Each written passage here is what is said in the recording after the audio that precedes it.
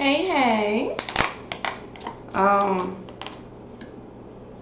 just woke up, so leave me the hell alone. It's early, but I've been maximizing my mornings more, especially with this new transition of a work environment. I just have more energy throughout the day, thus at the end of the day. So I've been using my mornings more effectively. However, I did just wake up. I did make me something to eat. And while I was cooking and watching my shows on my DVR, because that's the only time I get to watch them. I have a thing about watching the live broadcasts and stuff, but that's down my conspiracy theory like brain. We'll talk about that on a whole nother level one day if I ever get there.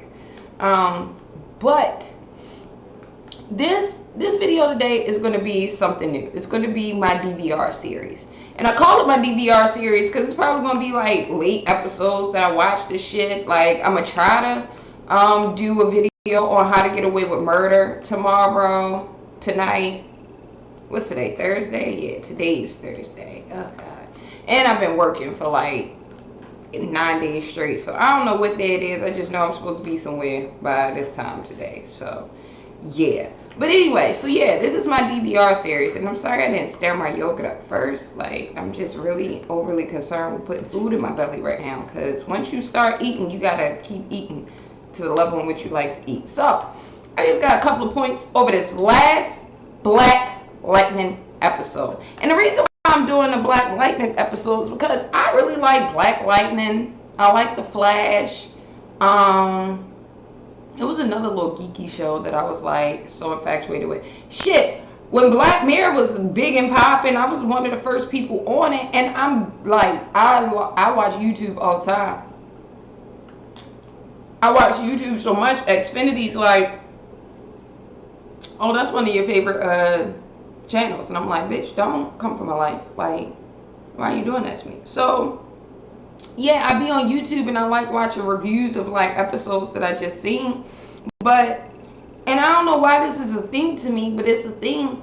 I don't see no black people talking about the shit that I want to talk about. Like, no, I don't see no black people talking about the shit in the way in which I want to talk about it, because I'm like geek, like I'm like nerd, like I'm like, I would still carry my books in a pizza box type of nerd, because like, I didn't want people to quite know how geeky I was, but I wasn't going to not be smart and not be geeky and not do the things that I like to do. So I'm that type of nerd. So it's like, I read deep into the comic books, and I don't think I will read deep into the comic books, but the show's entertaining. So where's that realm of the show people? There isn't any. Like, the fucking, like, I watched this guy called Pagey, and he's great. Don't get me wrong. He's like right in between for me. He's enough where he gives you enough of the comic book information, but he allows you to just enjoy the show, and then he talks deep about the theory of the show or the rest of the show. But fam, sometimes that shit go too deep for me, and I'm like, what? Videos to understand the backstory? No! I just want to take the shows for what they are. So this is the first episode of my DVR series. Today we're going to talk about Black Lightning, because girl, boy, family, that last episode was just, I know it was like a filler episode, but still, like, golly, like, the end of the season is rapidly approaching. Can we not move this slow? Alright, so this episode was called The Prodigal Son, but it's definitely a Jen story, and I am so pumped and very interested in Jen's storyline, because she's super strong. Like, shit, she's stronger than Black Lightning. Like, her power is like, I like the fact that they realize, oh, she's a generator. She can like rejuvenate him in ways that we haven't been able to. Like, I like that connection. I like that connection between Jen and Jefferson, and between Jen and Jefferson, because it's like, it's a father-daughter connection, and then it's a black father and a black daughter connection that I don't think we get to see a lot of. And like, I've experienced it to different degrees, not with my biological dad, but with men who've stepped up in my life. And that shit's important. Like, that shit is as powerful. Like, if you are a young black lady and you got your black daddy in your house loving on you every day, bitch, you gonna be a generator. Like, you gonna go out in these streets and be charging niggas up and not even know you charging motherfuckers up because of what you got inside of you. So I love that. I always love that. Like, I loved it from the first time he like saw his wife and his other daughter outside of the bathroom, like, we don't know what to do.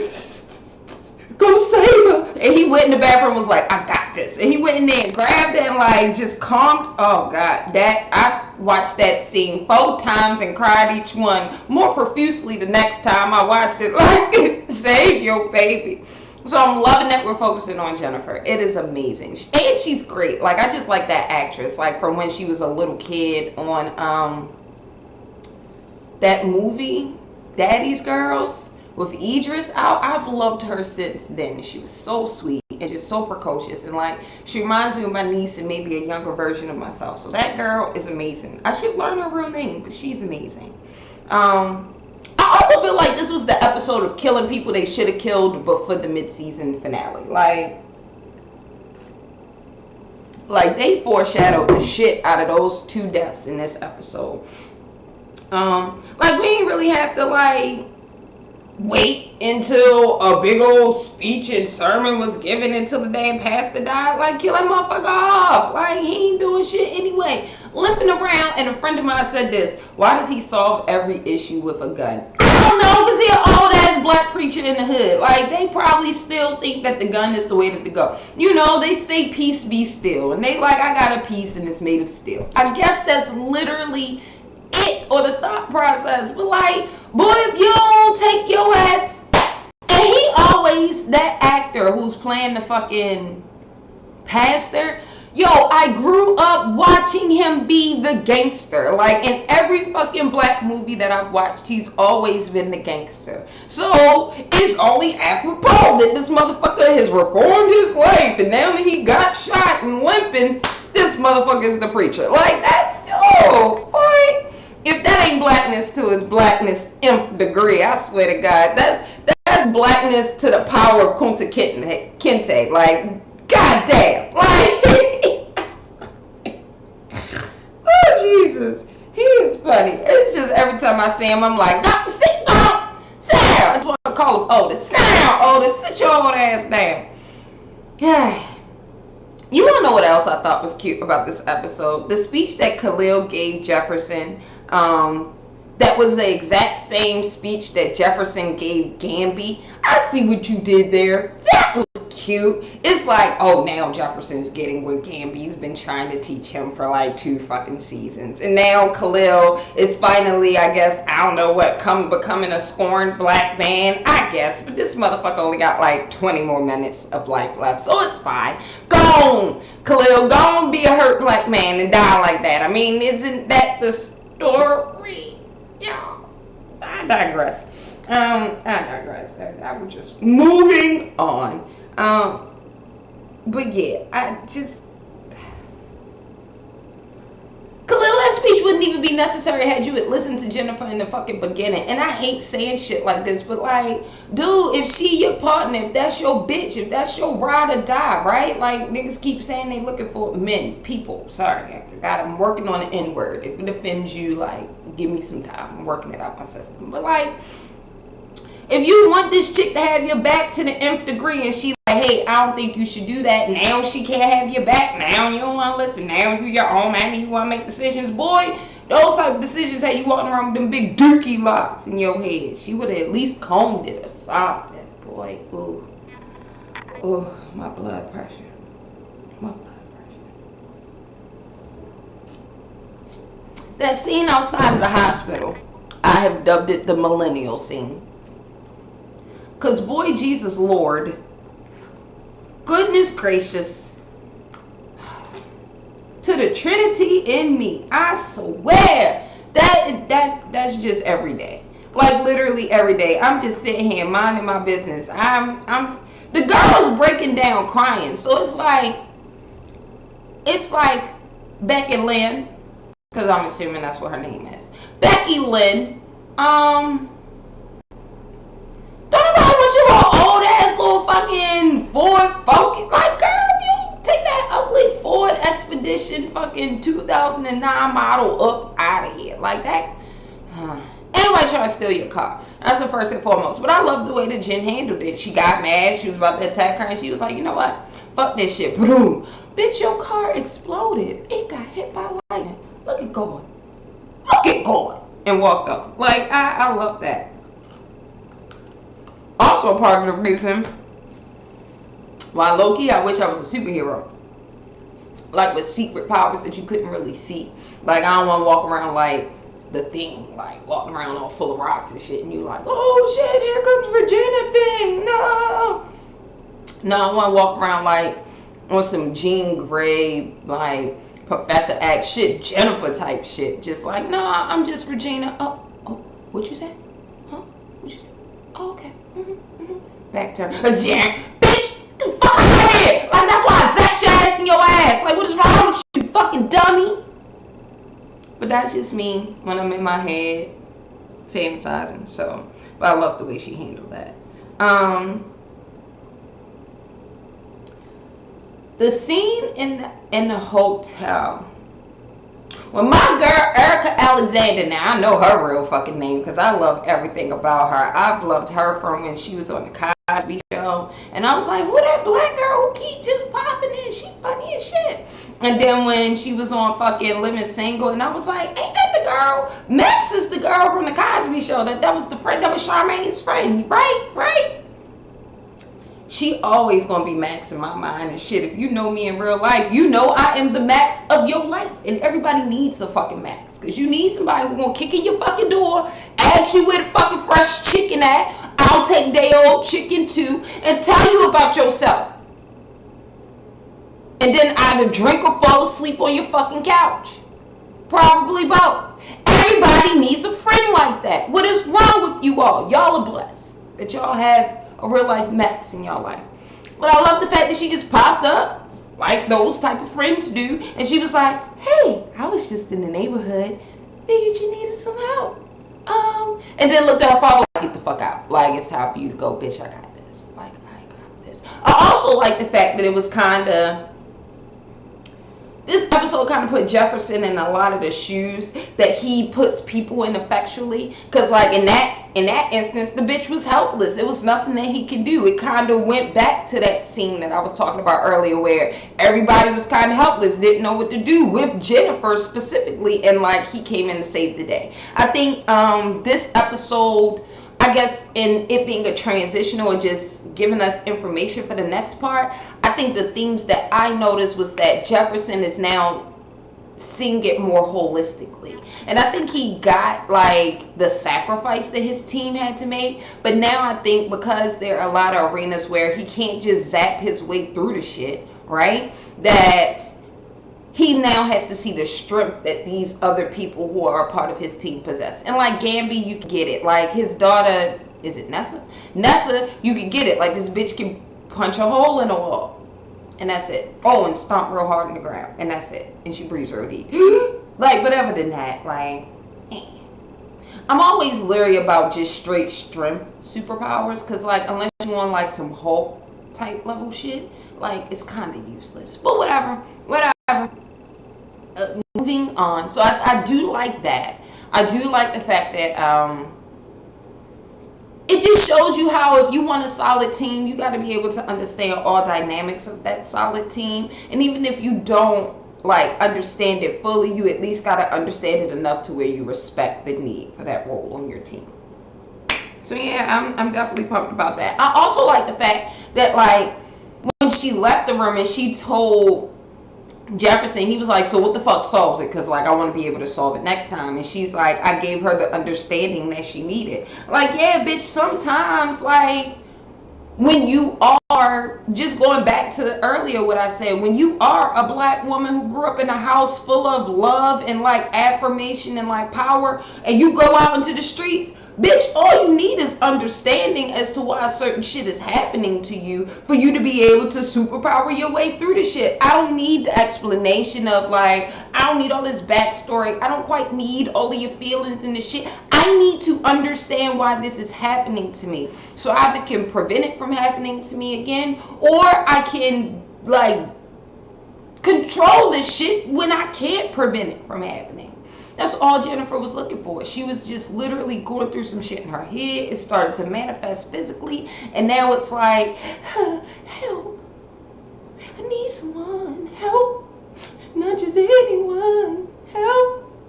I need someone. Help. And then Erica came busting through the door. So, that's my bitch. I love her. I'm gonna always try to be like her. And a booty fat. Like, just on a whole nother sidestep. Like, whew. God, Jesus. I saw her picture in that dress that she did in the Breakfast Club interview. God damn.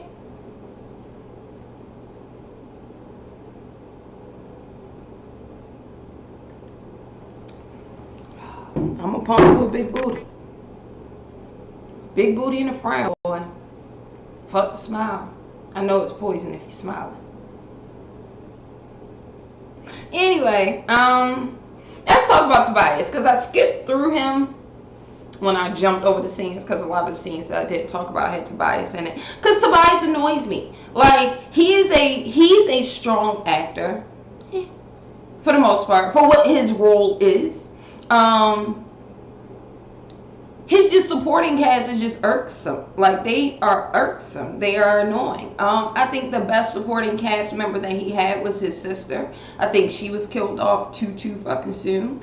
I think she provided the great balance and dynamic that he needed in order to keep giving a strong deliverance. I also like in season 1 how they had Tobias kind of working his way to the top of this like food chain, because that put him around a whole bunch of people that like were equally as powerful as him and had some control. So I guess now that he's at the top of the food chain, all of his little minions are just minions, so they are annoying. But like, this supporting cast to his storyline is just not as interesting as they were season 1.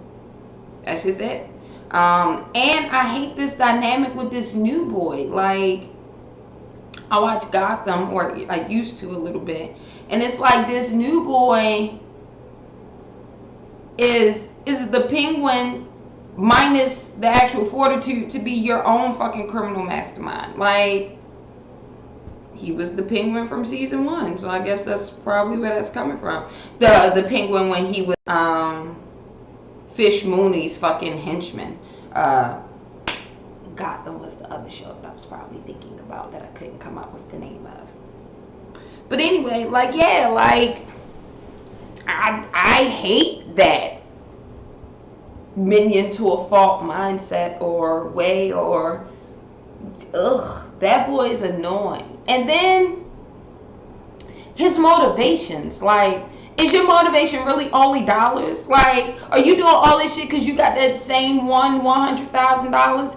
Fam, do you know you can make $100,000? Like, to me, it was like he got one rejection for one job and he was like, fuck it, I'm going to the life of criminality. That nigga would have been on the pole at 16 when his mama told him no, he can't have no extra lunch money. Like, he got that type of mindset. Like, dude, you jumped all the way out there, and then you have a marketable skill. Like, you are fucking a black man who is brilliant when it comes to this technology shit. Do you really think ain't nobody gonna hire your ass? Get the fuck out of Freeland. Like, you living in a fucking city that's like 10 fucking city blocks, and you like, oh, there's no opportunities here. No, bitch, it's no fucking surface area that. I know when you watch comic book shows especially, and you try to apply real world logic to it, you always have these moments of, I'm just watching TV.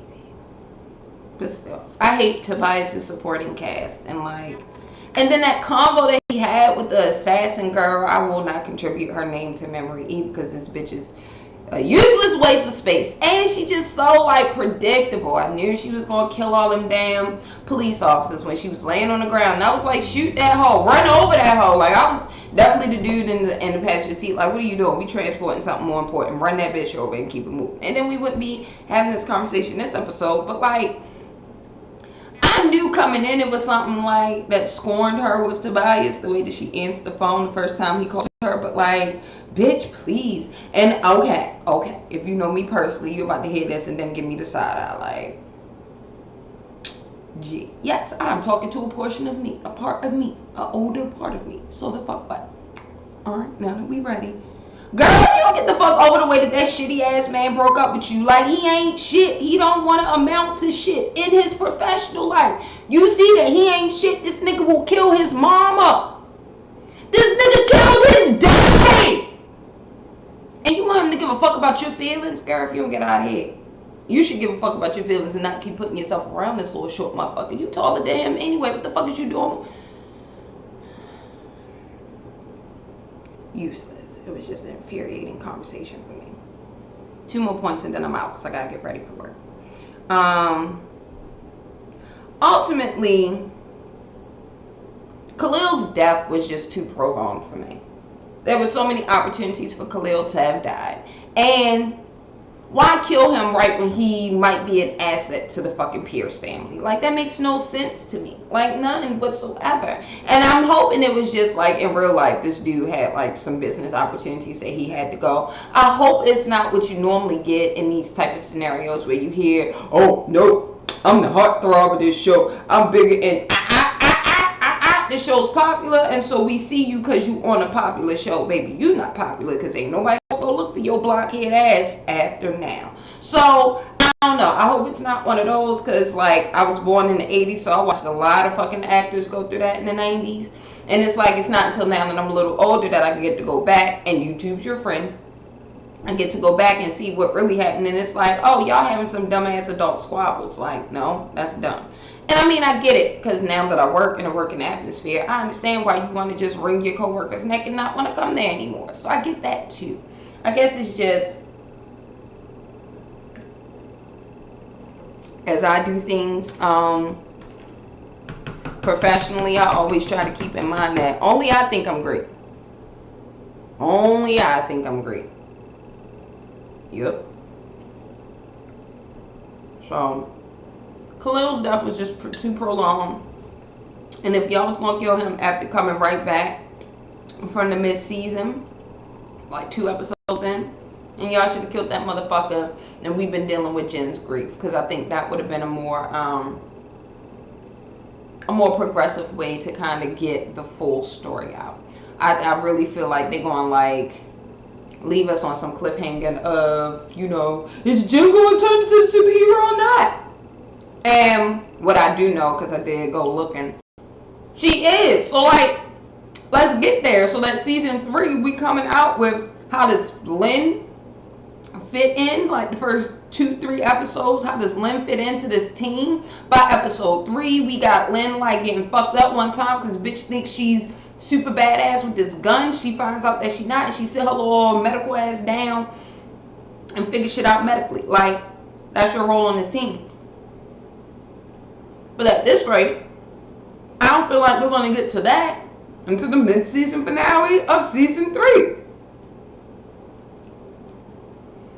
And I guess the one thing I always want to afford to black shows like this, because they need it and they necessary, and I always find myself catching the black show early and watching it definitely through the first 2 seasons consistently. And then around season 3, I make a determination of, am I just supporting this because it's black, or am I supporting this because it's good? If I'm supporting this just because it's black and it's popped off, I'm out. Like, that's what happened with Blackish. And I kind of saw the turn once it got very commercial. Like, for a year I was walking around like, oh, you should watch this show called Blackish. Especially I was telling my family, because I do have some people who work themselves out of, I guess, the income level we were born into, until at least, if not the next one above it, 2 or 3 above it, which is great. But then you raise your children differently. So I'm like, hey, y'all should watch this, because I think this is the way I look at y'all asses, like, as y'all going through this shit. So that was the beginning of Blackish, but now that like everybody's on it and like the woke crowd has found it, and just, I'm out. This viewing room has become too crowded, and I'm claustrophobic. So fuck you niggas, I'm out. Like, that's just it.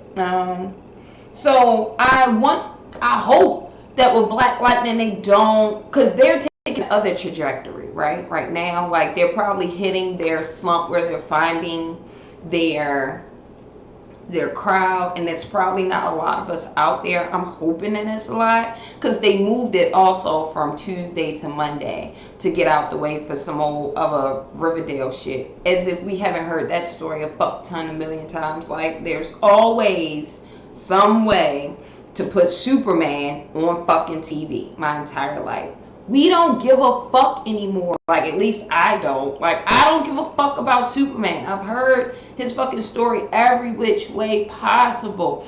I'm over it, fam. Like, you can't tell me that a motherfucker can put on glasses, look totally different, and nobody knows he's Superman. I'm over the shits. You can't. I'm over the shits. I'm over it. So, with the move to Monday night, but before Arrow and not after is a very, very, very scary place to be. Because one, y'all moved and ain't nobody really hear about it. And then two, like, you got this slow ass storyline. Like, that's a recipe for season 3, yeah, but season 4, I don't know. And I don't like it because the guy who plays Jefferson, I've also been watching him a bulk of my life. So I really like this guy, and I really want him to win. I really want him to be successful. I think on TV is a beautiful black family to see. I want to see more family units like that, of a darker hue, of the array of hues. And I mean, representation is not a bad thing. It's not a limiting thing, and everybody can have a piece of it. So, so I don't know. As you can see, my DVR reviews are still going to be very topical to the type of person I am and what this channel is. However, sometimes we just going to sit and talk about some dumb shit like TV. That's fine. It's balance. You got to balance this shit as you healing. So, yeah. Hopefully tonight I get to bring y'all another DVR series, and I'll probably post them both at the same time since I'm running out of time. But yeah, I'll give you guys a DVR series on How to Get Away with Murder, because same premise. I saw, what's her name? Black ass Viola Davis, and I've been watching her black ass since she was only fucking in B movies, and I was like, hey, that's that lady with the big butt that waddle a little bit when she walked. Her and Alfred Woodard, they have B-movied them ways into my lives, and I love and respect both of these bitches. So when I saw her, I was on the shits, and then whoever that, his name is Alfred. I at least know that much. But when I saw his fine ass, I was like, I could do that type of black too. I mean, I know he only half, but it's the half I want.